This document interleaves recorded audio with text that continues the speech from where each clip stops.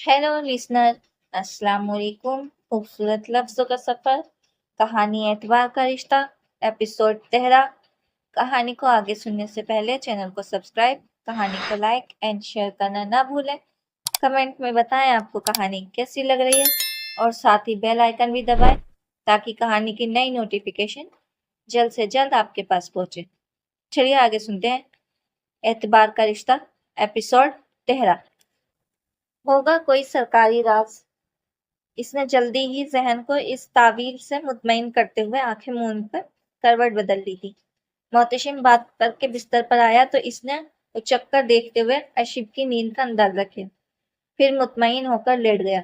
रात देर से सोने की वजह से सुबह वह वक्त पर जाग नहीं पाई, बल्कि मोहतशिम ने उसे जगाया था। तबीयत तो ठीक है ना? वह इस पर झुका बड़ी मोहब्बत से पूछ रहा था। फिर इसके कुछ बोलने से पहले ही इसकी नब्ज चेक करने लगा। सॉरी, मैं डॉक्टर नहीं हूँ, अलबत्ता तुम्हारे हाथ की ठंडक बता रही है कि तुम्हें बुखार नहीं। वह कहता हुआ मुस्कुरा रहा था। अशीब बहुत सुस्ती और कसलमंदी से उठ बैठी और बाल समेटने लगी। मोहतशिम ने गौर से उसे देखा था। आशी, ठीक तो हो ना? ठीक हूँ। वो खस्ती सोई नहीं ठीक से? नहीं, बस थकन ज्यादा थी। वह बिस्तर से उतरकर पाँव चप्पलों में डालते हुए उठ खड़ी हुई। तो फिर सो जाओ अभी, इसने मशवरा दिया तो वे मुस्कुराई। नहीं, अभी नहीं, दोपहर में सो लूंगी। Very good. दोपहर में सोने का मतलब समझती हो ना? वह बेपनाह शरारत से हंसा था। अशीब बेसाख्ता मुस्कुराहट लिए बाथरूम में घुस गई। उसे अम्मी के घर गए कितने दिन हो गए थे। वह खुद ही आ जाती या फिर अली आ जाता था। मगर चूंकि वह इन दिनों बाबा जान के साथ बिजनेस के असरार व अमूर समझने के साथ साथ एमबीए की तैयारी में मगन था, इसलिए उसे भी कम ही वक्त मिलता था। राबिदा तो हर वक्त अशीब को साथ ले जाने को तैयार रहती, मगर उसे मोहतशिम के बगैर जाना अच्छा नहीं लगता था। मसलसल एक हफ्ते से वे इससे वादा करके जाता था कि वापसी पर उसे अम्मी के घर ले जाएगा, मगर एक दिन भी वह वक्त पर नहीं पहुंच पाया था। इसके बाद रात को अलग उसे पेट्रोलिंग के लिए जाना होता था, जो अशीब के लिए बेहद नागवार था। आज प्लीज आप टाइम पर आ जाइएगा। अम्मी का फोन आया था, इनसे मिलने कितने ही दिन हो गए हैं, और फिर इनकी तबीयत भी कुछ नासाज है।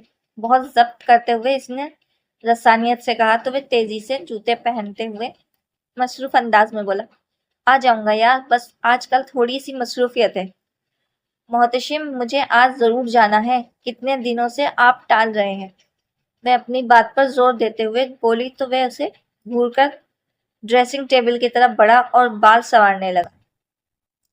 सुन रहे हैं आप या नहीं? सुन रहा हूँ, वह बेतवज्जोही से बोला। फिर उसे मशवरा दिया, तुम मम्मा के साथ क्यों नहीं चली जाती? नहीं, इसने फौरन नफी में सर हिलाया। उसूलन भी मुझे आप ही के साथ जाना चाहिए। इसकी बात पर वह गहरी सांस लेकर परफ्यूम उठाकर स्प्रे करने लगा। अशीब ने इसकी लापरवाही और तवज्जोही को शिद्दत से महसूस किया था। तुम यूं करना कि 1:30 बजे तक बिल्कुल रेडी रहना। वैसे तो मुझे बहुत मसरूफियत है, मगर आज तुम्हें ले ही जाऊंगा। उसे शायद अशीब की सूरत पर तरस आ गया था। वे खिल सी गई, मुस्कुराते हुए इसके सर पर केप रखी और शौकी से बोली, थैंक यू सर। मोहतशिम ने इसकी दहमकते चेहरे को देखते हुए इसके कमर में हाथ डालकर अपने सामने किया था। इतना खुश्क सा शुक्रिया, कुछ रिश्वत नहीं लगाओगी? आई मीन कोई चाय पानी वगैरह? इसकी आंखों की चमक और होठों पर सजी शरारती मुस्कुराहट अशीब को इसके शौक इरादों का पता दे रही थी, मगर घूम कर इसकी गिरफ्त से और तेजी से दरवाजे की तरफ बढ़ी। यूं तो मैं रिश्वत के सख्त खिलाफ हूँ, लेकिन आपको अगर इतनी ही जरूर महसूस हो रही है तो नीचे नाश्ते की मेज पर चाय पानी का मुंतजिर आपका मुंतजिर है। वे शौकी से बोली तो वे कहका लगाकर रह गया। और अब 3 बज रहे हैं। बिल्कुल तैयार बैठी अशीब का पारा हाई हो रहा था। आज तो आ लेने दे इन्हें, सीधा ना कर दिया तो कैसे कहिएगा। वह सख्त गुस्से में थी। राबिदा बामुश्किल अपनी मुस्कुराहट जब्त कर पाई। پورے 5 بجے اس کی شکل دکھائی دی تو یہ شکل دیکھنے کے لیے صرف رابدہ اور بابا جان ہی موجود تھے۔ رابدہ اسے اچھی خاصی ڈانٹ کھانے کے بعد وہ کمرے میں آیا۔ اشیب نے لائٹ آف کی ہوئی تھی۔ اندھیرے کی وجہ سے وہ کچھ ٹھیک طرح سے دیکھ نہیں پایا کہ وہ جاگ رہی تھی یا سو رہی تھی۔ اس نے لائٹ آن کی۔ وہ کمبل لپیٹے تکیے میں منہ دیے ہوئے لیٹی تھی۔ چند لمحوں تک اس نے سر کھجاتے ہوئے کوئی معقول ترین بہانہ سوچا، لیکن جلدی اسے احساس ہو گیا کہ ان 3 ماہ میں وہ تمام بہانے استعمال کر چکا تھا۔ اسٹک اور کیپ سائڈ ٹیبل پر رکھ کر وہ گرنے کے انداز میں اس کے قریب بیٹھ گیا۔ چلو بھائی، میں آ گیا ہوں، جو سزا سنانی ہے سناؤ، ہمیشہ کی طرح بڑے فرما بردارانہ انداز میں کہہ رہا تھا۔ اشیب نے سر اٹھا کر دیکھا تو وہ مسکرا دیا۔ اس کی مسکراہٹ نے چلتی پر تیل کا سا کام کیا۔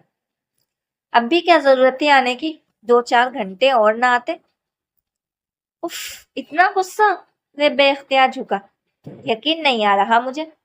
آپ بات کو ٹالنے کی کوشش مت کریں، وہ واقعی غصے میں تھی۔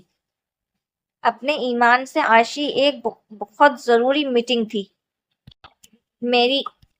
میری میں پتا ہے نا کہ جرائم لینے کتنے بڑھ گئے ہیں۔ ہر وقت کوئی نہ کوئی لاحلہ عمل تیار کرنے کی ضرورت پڑتی ہے اس جاب میں، ورنہ میں اتنا بھی بے وقاعدہ نہیں ہوں۔ محتشم نے قدر سنجیدگی سے کہتے ہوئے اس کی ناراضگی دور کرنے کی کوشش کی، مگر اس کی پیش قدمی پر وہ ذرا بھی خوش نہیں ہوئی تھی، پھر بھی بیٹھی تھی۔ ہاں، مجھ سے زیادہ بھلا اور کون آپ کی پنکچوئلٹی سے واقف ہوگا؟ اس کے طنز یا لہجے پر وہ ہنس دیا۔ اب معاف کر دو نا یار، تمہیں پتا تو ہے نا میری کتنی مختلف جاب ہے۔ وہ بددستور بات ختم کرنے کے موڈ میں تھا، لیکن اشیب واقعی غصے میں تھی۔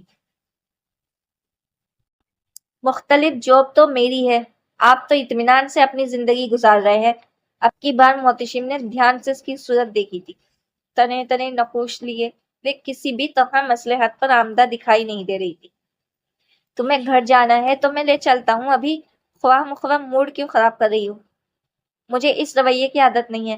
جاب نہ ہوئی سوتن ہو گئی جیسے ہر حال میں برداشت کرنا پڑے گا، وہ 2 ٹوک انداز میں کہہ رہی تھی۔ محتشم کے چہرے پر خفیف سی سرخی دوڑ گئی۔ بات میری ہو رہی ہے، جاب کی نہیں۔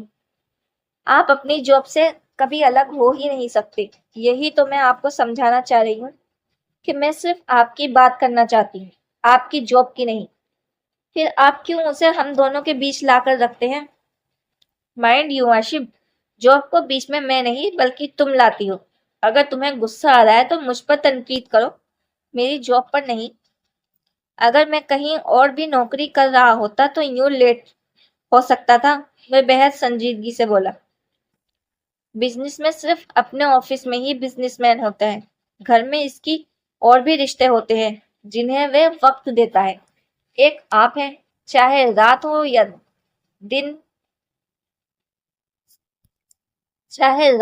دن کے 2 بج رہے ہوں یا 4، فون پہ فون چلے آ رہے ہیں ایس پی صاحب کے لیے۔ کب آپ فقط محتشم نیازی ہوتے ہیں؟ میں تو ترس گئی ہوں آپ کے لیے۔ آپ کبھی ایک گھڑی بھی ٹک ٹک کے بیٹھے نہیں ہیں۔ حد تو یہ ہے کہ ہماری اپنی کوئی لائف ہی نہیں، حتیٰ کہ کہیں جا بھی نہیں سکتے ہم۔ جب بھی بات کروں آپ کہہ دیتے ہیں کہ جاب کا پہلا سال ہے۔ کب پورا ہوگا یہ سال اور ہمیں ریلیف ملے گا؟ محتشم کو اس کے غصے کا اندازہ تو تھا، مگر وہ اس قدر تلخ ہو جائے گی یہ اس کے وہم و گمان میں بھی نہیں تھا۔ آج سے پہلے کبھی اس کے مابین ایسی کوئی تلخ کلامی نہیں ہوئی تھی۔ وہ لب بیچے اسے اپنے دل کا غبار نکالتے دیکھ رہا تھا۔ وہ ذرا رکی تو وہ اس کی کسی بھی بات کا جواب دیے بغیر اٹھا اور بیلٹ کھول کر کمرے سے نکلتے ہوئے باتھ روم میں چلا گیا۔ اس کی خاموشی پر وہ تل ملا اٹھی۔ جی چاہا کہ ہر شے کو تہس نہس کر کے رکھ دے۔ رونا بھی اس قدر شدت سے آ رہا تھا کہ حد نہیں۔ آنسو رکنے کی کوشش میں اس کا گلا دکھنے لگا اور آنکھوں میں جلن ہونے لگی، مگر وہ رو کر اس کو کمزوری نہیں دکھانا چاہتی تھی۔ وہ پہلی بات تھی جب وہ دونوں ایک دوسرے سے کوئی بات کیے بغیر ناراض ہو کر سوئے تھے۔ سونے سے پہلے وہ فائل لیے اندر والے کمرے میں چلا گیا تو جو کب سے اس کی بے التفاتی اور بے اعتنائی پر اندر ہی اندر پڑ رہی تھی، ریزہ ریزہ ہونے لگی۔ اسے اس بات پر رونا آ رہا تھا کہ غلطی بھی اس کی ہی ہے اور اینٹ بھی وہی رہا ہے۔ حد تو یہ تھی کہ منع بھی نہیں رہا تھا، اس کی بجائے وہ کمرہ چھوڑ کے چلا گیا تھا۔ شادی کے بعد سے اس نے ہر پل محتشم کی خود کے لیے محبت اور بے پناہ توجہ ہی دیکھی تھی۔ اگر اس میں کوئی ایک خامی اب تک اسے نظر آئی تھی تو وہ یہی تھی، وعدے کی پابندی نہ کرنا اور وقت کی پابندی نہ کرنا۔ جب کبھی ان دونوں وجوہات کی بنا پر وہ ناراض ہونے لگتی تو وہ کچھ ایسے والہانہ پن اور وار فٹگی کا مظاہرہ کرتا کہ اشرف کو اپنی ناراضگی بھولنے میں چند لمحے بھی نہیں لگتے۔ اب بھی اسے یہی باتیں سوچ کر رونا آ رہا تھا۔ اسے بالکل بھی احساس نہیں تھا کہ وہ خود اس نے محتشم کو کتنا ہرٹ کیا ہے یا وہ اس کے رویے سے متعلق کیا سوچ رہا تھا۔ وہ خود کو حق پر پا رہی تھی۔ ہر صورت اسے محتشم ہی کی زیادتی دکھائی دے رہی تھی۔ پتہ نہیں کب وہ روتے روتے سو گئی تھی، محتشم کب کمرے میں آ کر سویا اسے علم ہی نہیں ہوا۔ صبح وہ فقط 15 منٹ دیر سے جاگی تو کمرے میں پھیلی پرفیوم کی خوشبو سے فوراً پتہ چل گیا کہ وہ محتشم تیار ہو چکا تھا۔ وہ تیزی سے اٹھ بیٹھی، تبھی وہ اندرونی کمرے سے باہر نکلا تھا۔ ہیلو، الفاظ وہی ہمیشہ والے تھے مگر لب و لہجہ بالکل بے تاثر تھا۔ وہ فائل بریف کیس میں رکھتے ہوئے اسے لاک کرنے لگا، پھر تیزی سے اندر واپس چلا گیا۔